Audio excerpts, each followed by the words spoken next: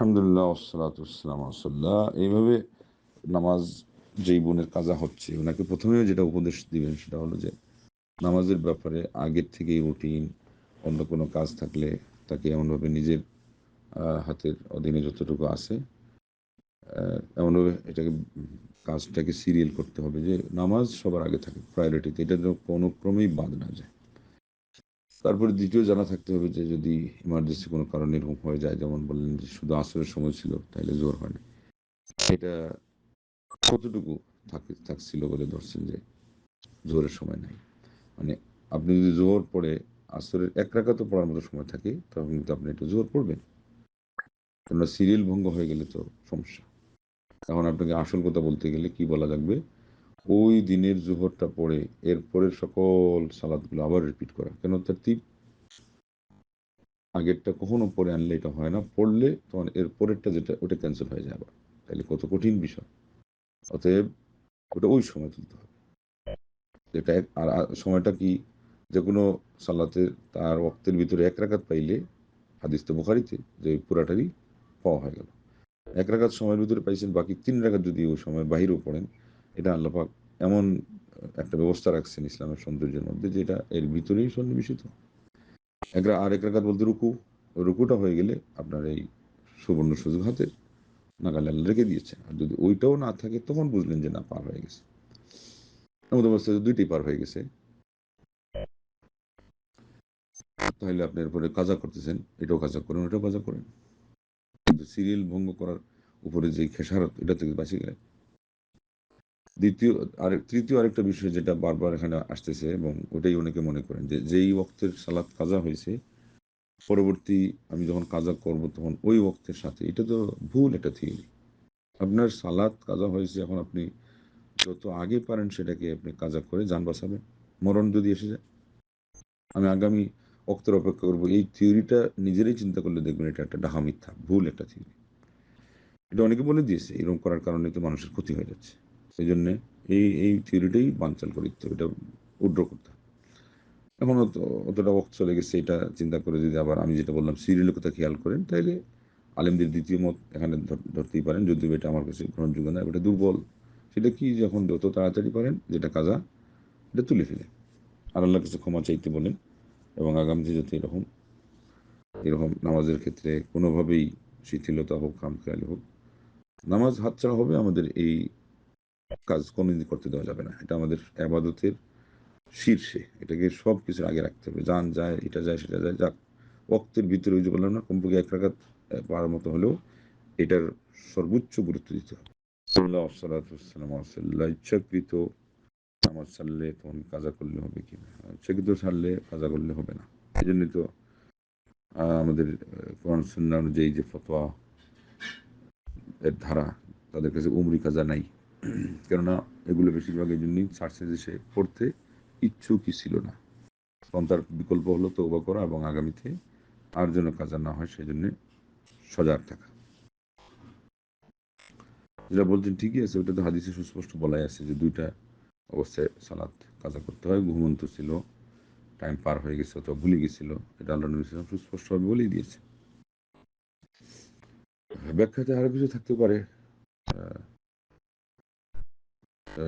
ভুলে যাওয়া এবং ঘুম ছাড়া। আল্লাহ নবী সাল্লাল্লাহু আলাইহি ওয়াসাল্লামের যে খয়বরের যুদ্ধের মধ্যে গেল, তা সেখানে আরেকটা এসে গেল যে ব্যস্ততা, এমন ব্যস্ততা যে ওই সম্ভবই হয়নি, কিন্তু পরবর্তীতে আবার যুদ্ধের ময়দানেও বিকল্প দেওয়া হলো যে এক গ্রুপ হয়ে সালাত পড়বে, আরেক গ্রুপ যুদ্ধ করবে, সেখান থেকে ওই বিকল্প ওখানে হয়ে গেল। কিন্তু আমাদের অন্য জায়গায় অন্য অপশন আছে, যেমন বেশি ব্যস্ততার কারণে দুই ওয়াক্ত একসাথে পড়া, মাগরিব ও এশা, কিন্তু রাকাতগুলো পুরা করে পড়া, ঠিক জোহর আসরকে একসাথে পড়া যায় বেশি ব্যস্ততার কারণে। আর কাজা, আমরা কি বলবো, যে ওই রকম ব্যস্ততার কারণে ঘুরে ফিরে ওটা গিয়ে ওই সেক্টরে পড়ে যাবে, এমন ব্যস্ততা ছিল যে সে খেয়াল করতেই পারে নাই, বা একটু বেশম থাকবে যে খেয়ালে আছে ঠিক, এই পড়বো এই পড়বো, এই চলে যাচ্ছি, এই করে গড়িমসি হয়ে গেছে, তাইলে এটা আর একটা তৃতীয় অপশন এসে গেলো। এখানেও কাজা করতে হবে, যেহেতু কি ছিল ওখানে, তার ইচ্ছা ছিল, কিন্তু আমরা এই অবস্থায় বললাম তাকে কেয়ারফুল থাকতে হবে যাতে এইভাবে করেও আমাদের কালক্ষেপণ না হয়ে যায়। সব মিলিয়ে উত্তর এটা দাঁড়ালো যে ইচ্ছা করে যেটা ছাড়ছে এটা পড়লেও তো হচ্ছে না, কারণ ইচ্ছার ভিত্তিতে সেটাকে বাতিল করে দিয়েছে। এই জন্য তো আলিমগণ বলছেন যে যে নফল নামাজেরও ইচ্ছা ছিল না পড়া, এটা আর কাজা করার সুযোগই নেই। ফরজেরও একই অবস্থা। আলহামদুলিল্লাহ সালাতাম রসুল্লাহ। স্বামী বিদেশ থাকা অবস্থায় উনি পয়সা পাতি যেগুলো দেন খরচের জন্য, এটার হিসাব চান। তো আসলে এটা খারাপ হিসাবে নেওয়ার কিছুই নাই, কারণ আজকাল ওই নিজের ভালোর জন্যই ধরতে হয়, এমনি সবসময়ের জন্য স্বাভাবিকভাবে। আর আজকাল আরও বিশেষ পরিস্থিতির কারণে, কারণ আজকাল অনেক দুর্ঘটনা ঘটতেছে সেখান থেকেই। ওই যাদের নিজের হাতে টাকা হয়ে যায়, তারা তখন অনেক সময় নিজে ভালো মানুষ থাকা সত্ত্বেও শয়তান তাদেরকে ফুসলায়, টাকা দিয়ে এখানে বিনিয়োগ করো, এটা করো, সেটা করো। এরপরে আস্তে আস্তে নিজেকে নিজেকে স্বয়ংসম্পূর্ণ ভাবার একটা সুযোগ আসে এবং স্বামীর থেকে দূরে সরে যাওয়ারও দুশ্চিন্তা শয়তান ঢুকাই দেয়, নওয়াজবিল্লাহ। আর মানবরূপী শয়তান তো আসেই। ঠিক তদ্রূপ খরচের ক্ষেত্রে যাতে এলোমেলো না হয়, যার ফলে পরবর্তীতে হয়তো পরিবেশ খারাপ হবে, এটা ঘুরে ফিরে এফেক্ট হবে নিজের উপরেই। এই জন্য এটা ভালো দিক। তারপরে সেখানে থাকলেও আপনি যদি আসলেই সততার সাথে সব করে থাকেন, আর বললে ফিতনা হবে এমন অবস্থায় দু একটা জিনিস একটু ঘুরে পেঁচাই বললে তো হয়ে গেল। আর দান খয়রাতের ক্ষেত্রে তাকে আগে বুঝাইতে হবে যে এটা আপনার জন্যে সুবিধা। দানের বিপদ আপদ দূর হয়, অকাল মৃত্যু থেকে আল্লাহ রক্ষা করেন, এবং তাদের মন যত খুশি হবে তারা দোয়া দিলে হতে পারে এরকম অভাবী মানুষের দোয়া নামাজি হলে আল্লাহ কবুল করবেন, যেটা আমরা নিজেরা দোয়া করে করে পাচ্ছি না, এটা তাদের মাধ্যমে হবে। আর যদি এটা যদি দেখা যায় তার অমত, তাহলে সেখানেও আপনি দিবেন সম্ভাব্য যতটুকু দিয়ে, এটাকে অন্যান্য খরচের ভিতরে সামিল করে দিবেন। যেটা বললাম একটু আগে, মাঝে মধ্যে দু একটা জিনিস ফিতনার ভয়ে যদি বলতে গিয়ে একটু ঘুরে পেশে বলা লাগে, সেটা সমস্যা নেই, কিন্তু এটা যেন আবার নিয়মে পরিণত না হয়ে যায়। যেখানে বলা আছে যে 3টা জায়গায় মিথ্যা বলা যায়, সেই জায়গায় আবার এটাও বলা আছে এটা যেন অপব্যবহারে না নেওয়া হয় এবং এটা বেশি যেন না করা হয়। এটা একেবারে পরিমাণ মতো, এবং যেখানে না প্রয়োগ করলেই নয়, না প্রয়োগ করলে ফিতনা হবে, নিজেদের মধ্যে কথা কাটাকাটি হবে, মন কালাকালি হবে, তখন এটা বলা যায়। আলহামদুলিল্লাহ ওয়াসসালাতু ওয়াসসালামু আলা রাসূলিল্লাহ ওয়া আলা আলিহি ওয়া সাহবিহি ওয়া মান আম্মা বাদ। সকাল সন্ধ্যায় যে সূরা পড়ার জন্য আমাদের সমাজে চালু আছে, এবং সূরা ওয়াকিয়ার ক্ষেত্রে হাদিসে বলা আছে যে রিজিক বৃদ্ধি হওয়ার কথা, কিন্তু ওই হাদিসটা সহিহ নাই। আর আমাদের জন্য সবচেয়ে বড় আনন্দের বিষয় হলো যে কোরআন কারীমের কোনো অংশই কোনো ভালো কাজের জন্যে আমরা বলবো যে আমাদের নিরুৎসাহের কিছুই নেই সেখানে। আপনি যত কোরআন তিলাওয়াত করবেন, আপনার মনে যা আছে, একটা হাদিস এটাও আছে, দোয়া করে ভেঙে ভেঙে আল্লাহকে বলার চেয়ে ওরা বেশি পেয়ে যাবে। তাহলে রিজিকও শামিল, শরীর স্বাস্থ্যও শামিল, সন্তান সন্ততির ভালো ভবিষ্যৎ, তাদের স্বভাব ভালো হওয়া, মাতা পিতার হায়াত বৃদ্ধি চাওয়া, কথা চাওয়া, স্বামী ভালোভাবে চলুক, আমার সাথে তার সম্পর্ক ভালো থাকুক, আমাদের পরিবারের উন্নতি হোক, ইসলামের উন্নতি হোক, মানুষ ভালো হোক, সমাজ আমাদের সুশীল সমাজ হোক, এসব এর ভিতরে শামিল। কোরআন তিলাওয়াতে কল্যাণ থেকে কোনো জিনিসই কম না। ঠিক যেটা একক করে 10 নাকি, ওইটা একেবারে বরাদ্দ। আর এরপরে যত বেশি আমরা কোরআন তিলাওয়াত করবো এবং যখনই পড়বো, তার মধ্যে কল্যাণ আছে। এই জন্যে এই নূহ ইবনে আবি মারিয়াম যে প্রত্যেক সূরার আগে একটা ফজিলতের হাদিস বানাইছে, মিথ্যুক, তার কথা এমনি অসার সাব্যস্ত হচ্ছে, তার আচরণটি যাওয়াটাই ভুল, কনসেপ্টটাই ভুল। সে বলছে যে আমি ইমাম আবু হানিফার ফেকা আর ওয়াকিদির ইতিহাস দিয়ে মানুষ যখন ব্যস্ত হচ্ছে, ওখান থেকে মানুষকে ফিরানোর জন্য আমি বিকল্প বের করছি। কিন্তু খলিফা হারুন রশিদ বললেন, কি বিকল্প বের করছো? যেটার কারণে আল্লাহ রসুল সাল্লাল্লাহু মিথ্যা রূপ করা হয়, দিনের রূপ চেহারা পাল্টে যায়। তুমি এই অপরাধ করছো আর বলতেছো, অজুহাত খাটাচ্ছ যে মানুষকে ওই ওখান থেকে ফিরাবো। তোমার কে বলছে? এই দায়িত্ব কে দিচ্ছে? এদিকে আসো, তোমার গর্দান উড়াই দেবো। তখন বলছে কি, দুষ্ট মানুষের কি পায়? তারা বলছে আমাকে আপনি উঠাই দিবেন যে এই যে 114টা সূরা 114টা হাদিস মিথ্যা বানানো হয়েছে, আমি না থাকলে কে বলে দিবে? বলে তোমার বলার দরকার নেই। আবু ইসহাক আল ফাজারি এবং ইমাম আবদুল্লাহ ইবনে মুবারক, এই দুইজন আটার থেকে চুলকে যেমন টেনে টেনে বের করা হয়, আমার নবী সাল্লাল্লাহু আলাইহি ওয়াসাল্লাম যেটা আসল হাদিস, সেটার থেকে বানোয়াট কথাগুলোকে তারা টেনে হেঁচড়ে ঘাট ধরে তারা ফেলে দিবে, তোমার দরকার নেই।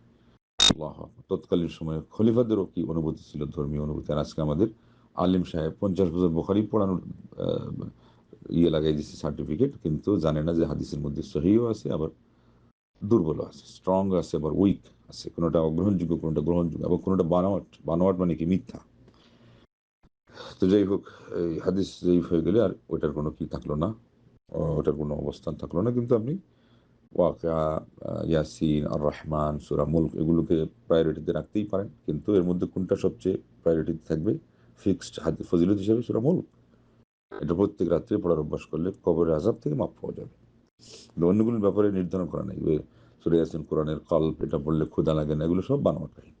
কিন্তু ওই যে আমি যেটা বললাম, ক্ষুধা না লাগারও কাজ হয়। বাস্তবে কোরআন তিলাওয়াত করে দেখবেন ক্ষুধার সেই অনুভূতিটা আল্লাহ রাব্বুল আলামিন সরিয়ে দেন। মনে হয় যে সে এখন পেট পুরা মানুষ, টইটুম্বুর।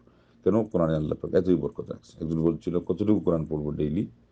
তার ওদের উত্তর দিচ্ছে, তুমি কতটুকু বরকত চাও, ব্যাস। তোমার জীবনে যত বারাকা চাও, তোমার কল্যাণ চাও, উন্নতি চাও, এই পরিমাণে কোরআন পড়ো। অতএব যেটা হাদিস সাব্যস্ত নেই ওটার উপর আমল করা ছাড়াই আমরা পুরা কোরআনের পুরা অংশকে আমরা কাজে লাগাবো, এবং গুরুত্বপূর্ণ সূরাগুলোর অর্থ যেগুলো ব্যাপক এবং গভীর, সেগুলোর গুরুত্ব আমরা দিব ঠিকই, কিন্তু ফজিলত যেটা নাই সেটা আমরা বলবো না।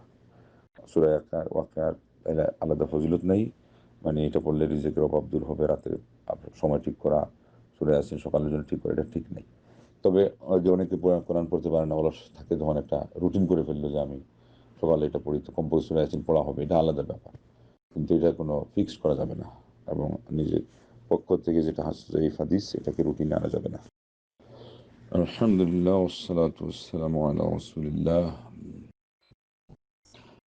মেয়ে, আপনি বলবেন যে সোনামণি, বাবু না, বাবু ওটা হলো আমাদের বাবুগিরি যারা করছে, দাদাগিরি, এদের পরিভাষা। ওটাকে সুন্দর করে আবার যদি ওই শব্দই রাখা যেত, বাপু, পাপ্পু বলে দিলে ওই বাবু শব্দ থেকে আমরা বেঁচে গেলাম। আর তাদের সুন্দর নাম প্রথমেই হবে যাদের কথা কোরআনে আসছে। মারিয়াম, নামও আসছে, ওনার ঘটনাও আসছে। আর যার ঘটনা আসছে, নাম আসছে না, আসিয়া। এরা আল্লাহর অনেক প্রিয়তমা একজন আল্লাহর বান্দি ছিলেন। এগুলো হলো অর্থ ছাড়াই মর্ম এবং তাদের সাথে যেই ইতিহাস জড়িত আছে, এর মাধ্যমে যেই ব্যাকগ্রাউন্ড এবং যেই সিগনিফিকেন্ট, ওইটাকে সামনে রেখে আপনি নাম চয়ন এবং চুজ করাটাই আপনার অনেক কিছু এগিয়ে দিবে। নিয়ত, সুন্দর নাম, বরং ভালো মানুষের নাম, এই তিনটা জিনিসের সমন্বিত নাম। আর যেখানে হলো গায়রুল্লাহর সাথে ইবাদতের সম্পৃক্ত, তা ছাড়া হবে বিধর্মীদের কৃষ্টি কালচার, ওগুলো অনুসরণ করা ব্যক্তি রেখে যেটা হবে, এটা অনেক ভালো উদ্যোগ। সেই সাথে পরবর্তীতে আমার নবী সাল্লাল্লাহু আলাইহি ওয়াসাল্লামের স্ত্রীগণ, এদের নাম তো কম বেশি সবারই জানা আছে, খাদিজা রাদিয়াল্লাহু আনহা থেকে শুরু করে আয়েশা রাদিয়াল্লাহু আনহা পর্যন্ত। তালিকাটা পেয়ে যাবেন আপনারা সার্চ করলেই। সেই সাথে অন্যান্য সাহাবিয়াত যারা, যাদের ইতিহাস ঐতিহ্য অনেক উজ্জ্বল, উচ্চারণে যেটাই বলা মনে হোক। আর তারপরে অনেক সিম্পল সুন্দর উচ্চারণ আছে। সুমাইয়া, ইসলামের প্রথম যিনি শাহাদত বরণ করেছেন মহিলাদের মাঝে। এইভাবে এই এই তালিকা শেষ হওয়ার পরে আল্লাহ নবী সাল্লাল্লাহু আলাইহি ওয়াসাল্লাম কন্যা ফাতিমা রাদিয়াল্লাহু আনহা থেকে ইনি তো শেষ, যিনি বড় জৈনাব বা আরো যারা আছেন এনাদের নাম এটাও প্রায়োরিটিতে রাখবেন। যদি এরপরে মনে হয় যে না আমরা নতুন কিছু রাখবো, তাও ওই সাহাবী মহিলাদের মধ্যেও আরো অনেক নাম আছে, এগুলোর তালিকা খোঁজ নিয়ে পেয়ে যাবেন। এরপরে যদি না হয় তাহলে অর্থ ভালো দেখে উচ্চারণে সুন্দর যেগুলো সেগুলো রাখবে। বর্তমানে আবার অনেক এগুলো ব্যাপকতাও লাভ করেছে, এই জন্য আনকমন অনেকে চায়, তো সেটার জন্য একটু তালিকা দেখে নেবেন। ইসলামী নাম, সুন্দর সুন্দর নাম, মেয়েদের নাম লিখলে দেখবেন পুরো আসছে এবং অর্থ সহ আসছে। সেই জায়গায় অর্থটা হয়তো অনেক সময় গোলমাল থাকে, কোনো সময় তারা ভুল অর্থ লেখে, ওটা জিজ্ঞাসা করলেই হবে। কারণ অনেকের ইয়ে থাকে যে আমি ওই অক্ষর দিয়ে শুরু করব, আমার উচ্চারণটা এরকম হবে, এই জন্য নাম কয়েকটা বলেও দেখা যাবে যে হয়তো হচ্ছে না। তো আমি যে দিক নির্দেশনা দিলাম এর আলোকে নাম যে কোনো একটা চয়ন করবেন। এরপরে যদি অর্থ সম্পর্কে আরও জানার ইচ্ছা থাকে আমরা তখন এই কাজে সহযোগিতা করতে পারবো ইনশাআল্লাহ।